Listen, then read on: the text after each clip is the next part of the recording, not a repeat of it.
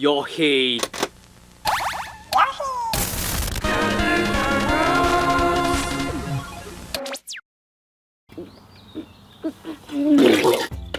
You know, it's been a while since I was disappointed with a game.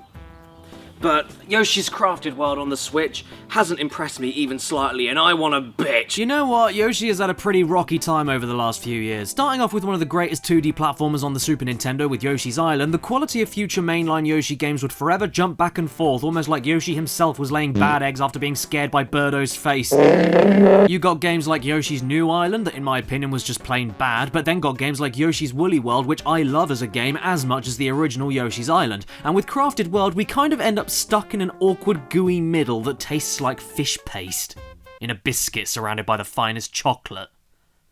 And why? It isn't outright terrible, but man does it do a lot that outright baffles me. So at this point, no, I haven't got too far into Crafted World. In fact, if you look here, I'm only 5 hours in, but after 5 hours, I'd love to imagine that I've seen a fair old chunk of the game and the directions it's taking. And I'm not a massive fan, so don't really want to carry on and potentially waste my time. I'm not really enjoying Crafted World, and I have other things to do and other games to play. What I was going to do was talk about my initial impressions with the first 5 hours of Yoshi's Crafted World, a game I'm not a fan of, and compare it to my initial impressions of the first few hours of Yoshi's Woolly World, a game I am a fan of, and then decide to compare how well-paced and fun the challenge of 100% completion is between the first few hours of each game. And for the sake of fairness, I didn't play the first 5 hours, but instead the first 90 minutes of Woolly World, just to drive home how much of a better experience Woolly World was for me in that opening gameplay section in nearly 5 times less the gameplay time. I've given Crafted World more than enough of a sporting chance here, and yet it still hasn't clicked with me. So just to recap, this is not a full review of Yoshi's Crafted World, but instead a look at it in comparison to the game that came before it and how little this game does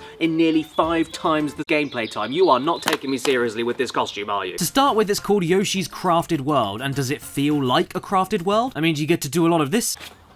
All around me are familiar. Well, in my personal opinion, not really. I mean, yeah, the world is made from typical arts and crafts stuff, but the way these objects and knickknacks are placed within the stages just feels like they were plonked there in the middle of other random unrelated environmental things. It didn't hit that same spot for me like Woolly World did, where from top to toe the entire game feels like it was stitched, sewed and weaved, and you directly engage with it. I honestly think that Tearaway did the whole arts and crafts world thing more convincingly with how much more imagination went into how a world made entirely of arts and crafts would behave, not even talking about how you interact with it. Crafted does have its moments, like when you unfurl curled paper to open up pop-up book-styled routes, and when you're climbing a waterfall using cardboard waves that you need to jump up from to unfold and safely land on. That's really cute. But honestly, that's all that really stands out to me. The rest failed to leave an impact on me. Maybe it gets much more creative as it goes on, but as I said, I put 5 hours into it, and if nothing that charming happened for me in that much time, I don't really see myself sticking through with it. Now don't worry, I do like some things in this game.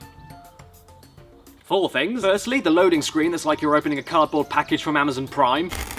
Oh boy, I hope I can do that in the game. Secondly, how adorable Yoshi, Poochy and the puppies are now they're in a felted style. Thirdly, how much more the game utilises 2.5D mechanics. And fourthly, the costumes and how I could put Yoshi in a bin where he belongs. But honestly, that's all I really liked at this point. The rest of it is either just plain meh, or something I never want to touch again. For these first few levels, I was really taken aback from how flat they were and how simple they were to traverse. Not even mentioning the platforming sequences, but how there's just such a large amount of simple, running, right, flat spaces with not much going on. This leads to some of the easiest collectible hunting in the Yoshi series so far that does have maybe 1 or 2 clever hiding spots per stage, but overall ends up being painfully simple and once again relatively flat even when there's a bit of jumping to do. I get that maybe it wants to make things a bit easier than your average Mario game for the sake of a younger crowd, but if that's the case, why even bother adding a mellow mode to an already easy game, along with the chance to use costumes that give you additional shielded hits to protect all the hearts you collect throughout the stage? Back on Woolly World, yes, this is the 3DS version released 2 years ago, but it's actually just a port of a game released 4 years before Crafted World, so shut your trap! Yes, the stages in the first world aren't massively difficult either because it is the beginning of the game, but even as early as stage 2, you're given branching pathways to secret items along with totally new ways to traverse levels by using verticality as much much as left and right progression or by letting the stage carry you along itself with a random moving thing. Stage 3 goes for a theme of carving out your own pathways and passages while keeping the relevant clearable rocks in the correct places to reach other hidden pockets and branching paths as well. This is all in the first 10 minutes of the game and is much more interesting to me than anything Crafted World does in the first 5 hours. And in Woolly World you have the mellow mode as an optional feature to make any part of the game much easier while still making you feel like you're playing an engaging platformer with decent challenges because of the better level design. Crafted World also has this idea of flip sides of the same stages where you're under a time limit and have to search for all the Poochy pups, grab them and reach the end. Nice for an additional challenge and concept, but even by flipping the entire stage around with slightly different lighting, you're still going through the same stage with the same set pieces you've already seen along the same insultingly simplistic design. I would have personally preferred another separate stage to grab the Poochy pups. And any stage that features auto-scrolling, whether it be a platforming stage or vehicle segment where you must score points rolling along the floor for minutes on end, makes it utterly painful going back through the stage for whatever reason if you miss a collectible. Which in this Go-Go Yoshi stage, for instance, is very easy to do because yeah, you're moving slowly, but you can't stop moving. You can't make your way through the obstacles in a quick manner with your wind-up punch, and the stage dots the collectibles in easy to miss places that you once again need to spend minutes again going back through to grab since you can't control the speed of the stage. In the beginning parts of Woolly World, you have a couple of vehicle segments for sure, but are done much better. Not only for the sake of a brief injection of challenge being under a time limit and then being extremely fast-paced, but also give you more control, more chances to grab collectibles, and test you in ways still related to the core collectible hunting even if you aren't running and jumping. Plus, even if you miss collectibles in these parts, yeah, they're smaller parts of other levels, meaning replaying more of another level to get another attempt of them, but it takes you so little time to reach these parts, finish these parts, and then finish the stage that it doesn't matter. As a whole, Crafted World opts for much less stages, but bigger stages, and that doesn't really gel well with what the game asks of you for completion and the godforsaken bloody pissing souvenir hunting, but I'm getting ahead of myself. You know what?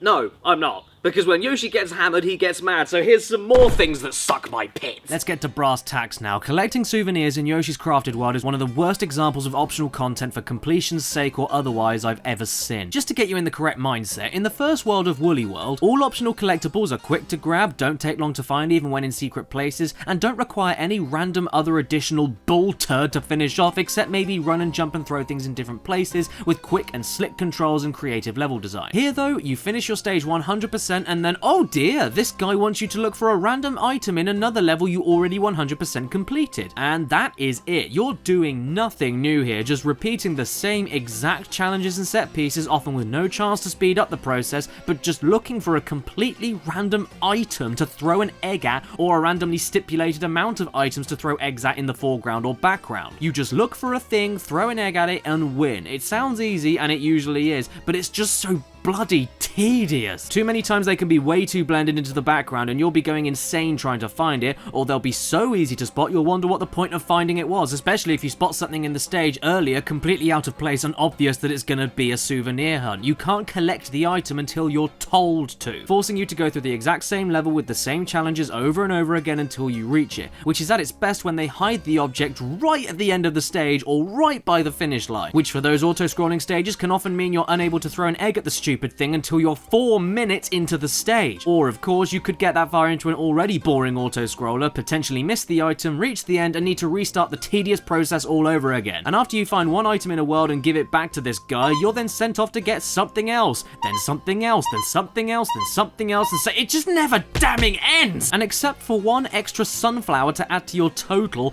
nothing changes, nothing gets affected, the world isn't altered, you get no bonuses, no crafting thing to play with or create something with the stuff you find. Which is something the Woolly World did too, isn't that strange? You find shit for the sake of finding it, and it's so buggering boring. Unless at the end of the game, Yoshi turns into Godzilla and eats the headquarters of Nintendo Japan before pooing out an egg shaped like Reggie's face, then going through the 100% route is simply not worth it in my opinion. But Caddicarus, that stuff is all optional, so if you don't like it, don't do it. Well, firstly, since I found the opening hours of Crafted World to be so bland to begin with, I wanted to get as much out of it as I could, so yes, I was doing the optional stuff. And secondly, need I remind you about Woolly World again? In 90 minutes against 5 hours, I've had more fun, felt more challenged, enjoyed more unique platforming challenges with special gimmicks, and managed to get 100% on all the stages, including a special stage at the end of the world as my reward for 100%ing what I had so far, which, by the way, gives you some of the most challenging yet satisfying gameplay Yoshi can offer you at such an early part of the game. The collectibles were generally much more impressively hidden and hard to obtain, the enemies a little bit more tricky to avoid, and you feel like you engage with the world much more more than in Crafted by doing stuff like sucking up all the loose knotted parts of the world, not only revealing a secret, but rewarding you with a one-use gameplay benefit with a giant egg that when thrown can pass through multiple targets. And I'm not even mentioning the mandatory parts of levels like things popping up to make platforming more interesting, and more woolly objects moving in different ways to hinder your progress and can be tampered with using switches. And hey, what about the optional Poochy stages you can unlock? These are auto-scrollers done right, not like the sluggish tank segment in Crafted World. Look at how much speedier and rhythmic it is, it's fun as hell, and if you miss a collectible or don't grab enough of a particular item to finish off one of the missions you have to tick off, the stage itself lasts no longer than a minute, so replaying it isn't only extremely fast but still requires every ounce of your attention for the speedy platforming. Even if it's the same thing over and over again, it doesn't matter, it doesn't take long, it doesn't feel repetitive, there's different routes to take so you can grab what you need for the missions, it doesn't take minutes of slowness and all things considered not very fun charging and releasing punch gameplay over and over again. And what about doing these same stages again, but with this soundtrack? Oh boy! The music in Yoshi's Crafted World can seriously splonk my donk! You cannot ignore how bad this soundtrack is, especially in comparison to the multi-layered, catchy melody, atmospheric, and bouncy, adorable tunes Yoshi games are famous for and make you feel like you want to cuddle the nearest soft thing to you. In Crafted World, not only do you get nowhere near the amount of variety in the 5 hours I played compared to the 90 minutes I spent in Woolly World with many stages reusing the same tracks, but just, I mean, listen to them!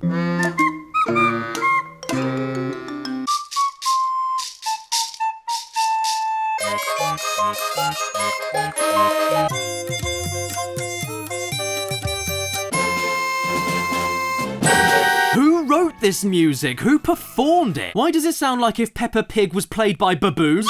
I understand they want to sound cutesy and innocent to reflect the paper and glue classroom nostalgia it's going for, but this is not how you do it. Most of the instruments are way too squeaky, out of tune and out of time to be seen as anything but irritating, and when you get halfway decent tracks, they're way too thin in their instrumental composition and dynamics to stand out or come even close to some of the complexity reached in other Yoshi games, which, by the way, also managed to resonate the exact same warm and tingly feelings this game is trying much too hard to replicate. Oh, and in Woolly World, you can even use the items you collect in the stages for many different optional things to tweak your experience. Want more power-ups to help you out in the stage? Go after as many gems as you can and buy some. Want some more Yoshi knitted skins? Well, grab all the hidden wool in the stages to make that costume as well as get 100%. Heck, you can even get the occasional chance to replay the Poochy stages in a gold rush mode by grabbing a sunflower at the end of each stage, where you can grab thousands more gems to spend on power-ups if you want to. In Crafted World, you grab coins and then use 100 or more of them at a time to get capsules from a slot machine that gives you costumes. And that's it. I mean, bearing in mind as well, from the amount of times I was redoing these stages looking for those arsing souvenirs, I had so many coins I was able to reach every slot machine and buy them out entirely. So unlike Woolly World, where I could unlock one costume at a time per stage and at least have an excuse to try it on for the next stage, even if it's just for a single use,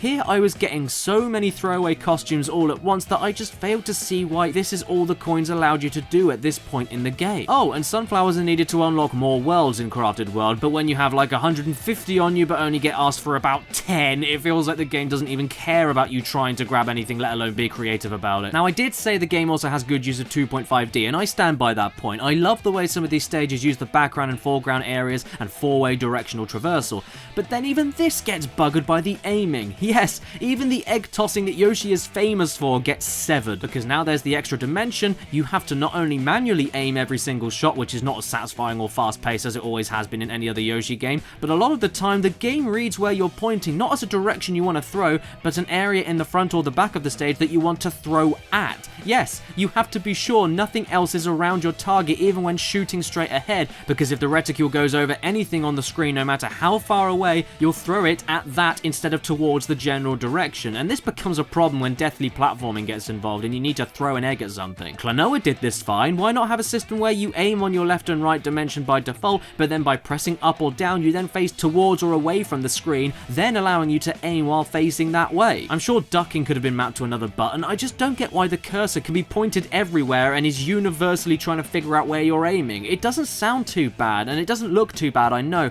but compared to the other games, it's just not as good, so why make it like that? So yeah, when all's said and done, I don't know if I'm a third of the way into the game or halfway through at 5 hours, I have no idea at all. But Yoshi's Crafted World has lost me, and no matter how much better it gets towards the end of the game, if you've lost me in the first 5 hours, if I can get way more enjoyment in the first 90 minutes of the game that came before it, and I'm more engaged and everything, personally, I just don't see the point of carrying on just to see if it improves. Like, you don't play a game to see if it gets better as it goes on if you're not enjoying it in the first 5 hours to begin with. At this point, I much rather would have played a game called Yoshi's Woolly World. At least that would have been more interesting.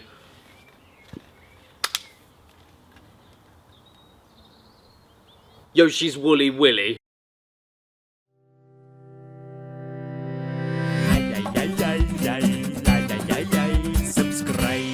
Hello everybody, welcome to Spooky Caddy. Yeah, my light's broken, that thing behind me, so you're just gonna have to deal with Google Docs staring at my face. Thank you so much for watching until the end of this video. I hope I didn't upset too many people. I was just not feeling Crafted World. The outtakes will be on in just a second, so please stay tuned. But first, I'd love to thank all the people on screen right now who have supported this channel and this show and me and everything through Patreon. Wouldn't be able to do this without you guys, thank you so much. And I'd also like to thank the sponsors for today's episode, chrono.gg/caddy, which is in the description below. It's a very simple link, bookmark it every day. Why would you bookmark it every day? You only have to bookmark it once. I mean, visit it every day, bookmark it, and go to it every 24 hours. Why? Because you get an amazing Steam game on the service at the cheapest possible price you can imagine. And every single 24 hours, it's something new, something fresh, something really cheap. And going through that link is the best way to do it if you want to support me. It's a great site. I've used it countless times myself. That's where I got Enter the Gungeon. That's where I've got loads of stuff from there. So yeah, I do really recommend that you go and do that. And also special thanks before the outtakes come on to the top tier supporters for this month on Patreon. Exopaz, Matthew Hubble, The Mirthful Misanthrope, Brandon, Kirsten B, Cyberpunk Symphony, Nicole Ganara, Dave Marshall, Fart Rules, thank you so much for making your name that, Crotchety Old Emu, another great name, Nico Randell, The Game Shed, Daniel Leon, Mitchell Reed, and A.D. Thornton Smith. Thank you so much, every single one of you amazing people. Yahoo! Tell you who I feel sorry for, honey. What? The people having to watch. Oh, they're getting a free show out of it. It's like going to see Lion King on Broadway. But the budget version. No, it's the best version. The director's cut. Oh, whoops. Look at that. It's not even, look. It's so crap. It's really bad, isn't it? The law. Oh.